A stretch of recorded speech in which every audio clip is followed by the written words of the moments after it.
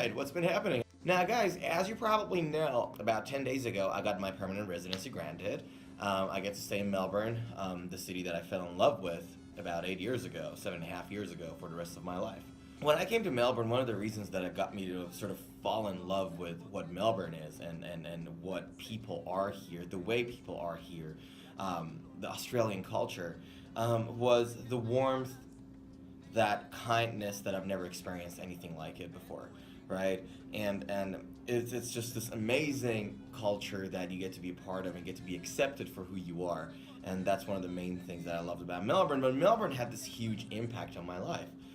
So throughout these 7.5 years that I've been living in Melbourne, I always had at the back of my mind that once I get to call this place home, I gotta give back.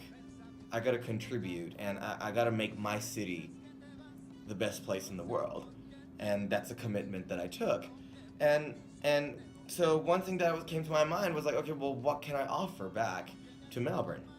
And so I thought about, okay, what are my strengths? And I listed them down. And one of the things that I do, that is that I'm a dancer and I'm a dance instructor.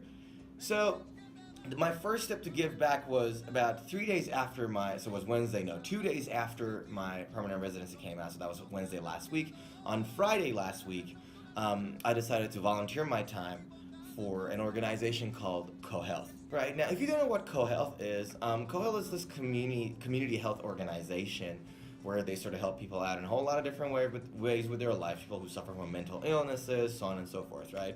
And they have this mentorship program where previous clients and patients at CoHealth who suffered from mental illness, but they got it sorted, they come in and couple up with another person who's currently suffering from mental illness to help them out. So they sort of mentor them out with life, they go out with them, they spend time with them, they do activities with them that otherwise those patients wouldn't be able to do it due to them suffering from mental illnesses.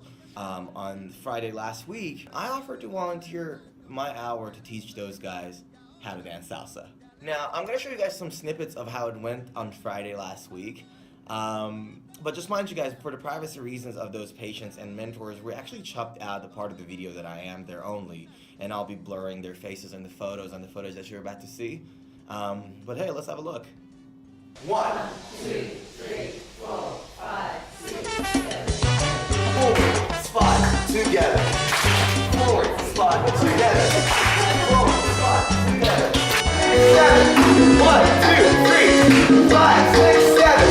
1, 2, 3, 5, 6, 7. 1, 2, 3. Give yourself another one, slow down. Go ahead.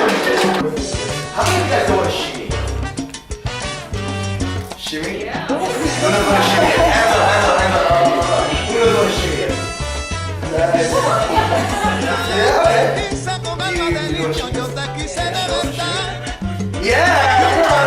Yeah, that's a shimmy. Shake it. Faster, harder, there we go, faster, good. Yeah, there we go, a little more like that, that's it. Good, yes, good, that's it. Good, shoulder up, good, faster, there we go.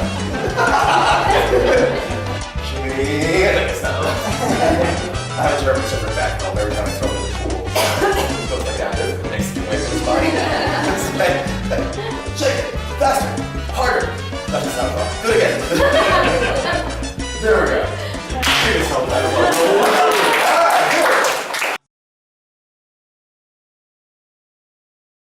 So if there's only one thing that I want you to take out of this class, I want it to be this. Always remember that salsa dancing was invented to be fun. End of the story. Right? It was not supposed to be for anything that will stress anybody out in any way. It was to be able to go out and be crazy and just let it go.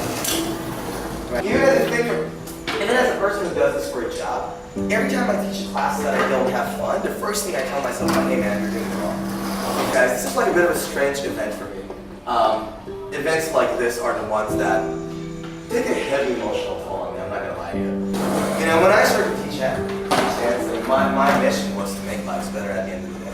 You know, I want to get, no matter how bad your day was, I want you to come to my class and leave this fun. And events like this, when I teach people like yourselves who, you know, You know, when I started detecting and sometimes it wasn't easy, sometimes it was hard. You guys, day in, day out, just come in and do what you do. And make this huge difference in people's lives. And I told Kristen on the phone, I want to, you know, I'll cut from my own classes, like I'll cancel my stuff that I do, and I want to be easy. And it's been a pretty hard for me to be selfless the way you guys are, and make such a huge impact. It takes a big time. Thank you all.